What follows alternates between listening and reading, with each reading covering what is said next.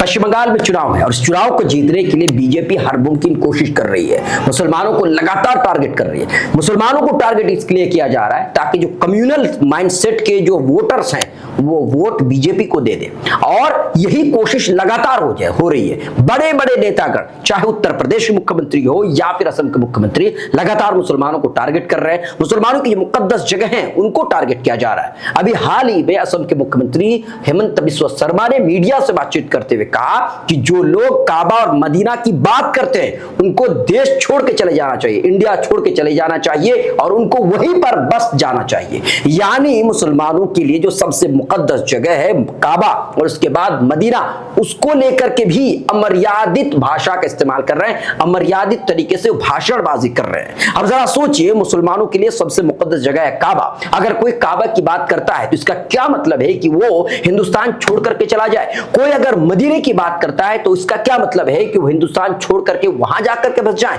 ये किस तरह की बात है, ये किस तरह की लॉजिक है? और चुनाव आयोग की अगर बात कर ले तो ये कान, आंख, नाक सब कुछ बंद करके पड़ी हुई है। ये किसी चीज को सुनने को तैयार नहीं। ऐसा लगता है जैसे कान बहरा हो गया हो और आंखें अंधी हो गई हो, बिल्कुल सुनने को तैयार नहीं है। और इसी वजह से शायद इस तरह की भाषणबाजी हो रही है, बावजूद इसके कार्रवाई करने को तैयार नहीं है। अब जरा सोचिए, इस चुनाव में उत्तर प्रदेश के मुख्यमंत्री योगी आदित्यनाथ लगातार मुसलमानों को टारगेट कर रहे हैं। तो वे कहते नजर आते हैं कि यहां पर कटमुल्लापन की संस्कृति नहीं चलेगी, यानी कम्युनिटी को टारगेट किया जाता है। कभी काबा की बात करते हैं तो कभी ये कहते हैं कि कोई मौलवी क्या बक रहा है, तो इस बात को लेकर टेंशन लेने की जरूरत नहीं है। जब बीजेपी की सरकार आएगी तो ये लोग झाड़ू लगाते नजर आएंगे। इस तरीके से मुसलमानों को टारगेट किया जा रहा है। और आपको बता दें, उत्तर प्रदेश के मुख्यमंत्री योगी आदित्यनाथ, मस्जिदों में माइक नहीं है और मस्जिदों में सड़कों पर नमाज नहीं हो रही है, तो इसे एक उपलब्धि के तौर पर योगी आदित्यनाथ बताते हैं। लेकिन विकास की बात नहीं करते।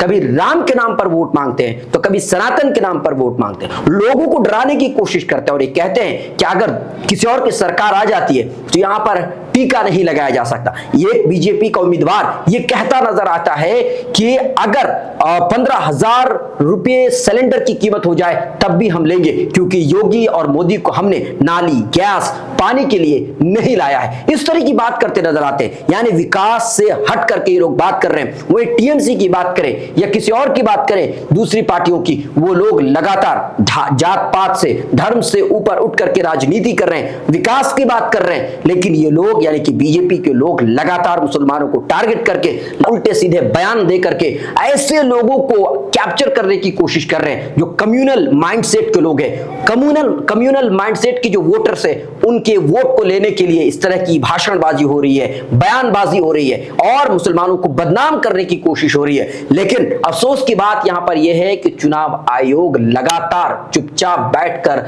देख रही है, ऐसे लोगों पर कानूनी कार्रवाई करने को तैयार नहीं है। बहरहाल अभी तक के लिए इतना ही। बहुत बहुत शुक्रिया।